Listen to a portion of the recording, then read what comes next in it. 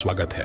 श्री कृष्ण कहते हैं कि भक्ति में अगर मन लगने लगे तो समझ लो कि आपने भगवान को नहीं बल्कि भगवान ने आपको चुना है।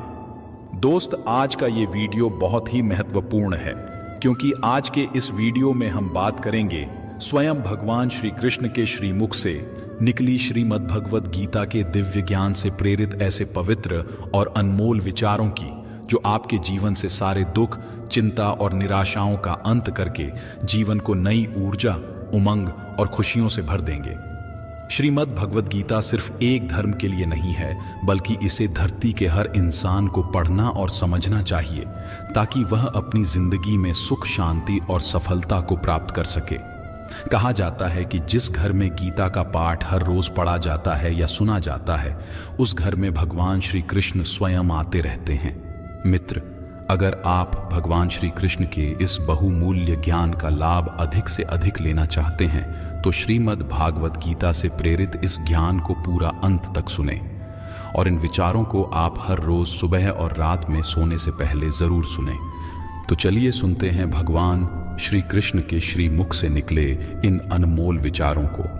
श्री कृष्ण कहते हैं, जिंदगी में कुछ नेक काम ऐसे भी करने चाहिए जिनका उस ऊपर वाले के सिवा कोई दूसरा गवाह ना हो। जीवन मिलना भाग्य की बात है, मृत्यु होना समय की बात है, मगर मृत्यु के बाद भी लोगों के दिलों में जीवित रहना यह कर्मों की बात है। कहानी पुरानी जरूर है और आपने सुनी भी होगी, पर कई बार कहानी की शिक्षा इतनी महत्वपूर्ण होती है कि उसे बार बार सुनना जरूरी हो जाता है ताकि हम सतर्क हो सकें, बार बार अपने जीवन में झांक सकें कि कहीं हम भी तो ऐसा नहीं कर रहे।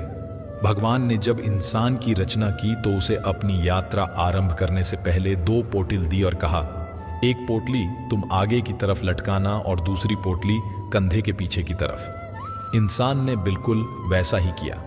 फिर भगवान ने कहा, ध्यान से सुनो, तुम्हारी नजर सिर्फ और सिर्फ आगे वाली पोटली पर होनी चाहिए, पीछे वाली पर नहीं। इंसान हामी भर कर वहां से चला गया। इंसान ने ठीक वैसा ही किया जैसा उसे भगवान ने बताया था। वो आगे वाली पोटली को बार बार देखता। आगे वाली पोटली में उसकी कमियां थीं और पीछे वाली पोटली में दुनिया की कमियां। वो जब भी आगे वाली पोटली को देखता तो उसे अपनी कमियां नजर आती। वो एक एक करके अपनी कमियां सुधारता गया और उसकी तरक्की होने लगी। वो बहुत अच्छा इंसान बनता गया, बेहतर से बेहतर खुशहाल होता गया। उसने कभी भी पीछे वाली पोटली पर नजर तक नहीं डाली। एक बार वो तालाब के किनारे नहाने के लिए रुका। उसने दोनों पोटलियां तालाब के किनारे छोड़ दी।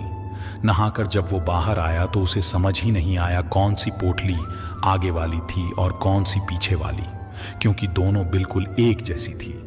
अब गड़बड़ ये हुई कि उसने पीछे वाली पोटली आगे टांग ली और आगे वाली पीछे। अब उसे पूरी दुनिया में कमियां ही कमियां नजर आने लगी।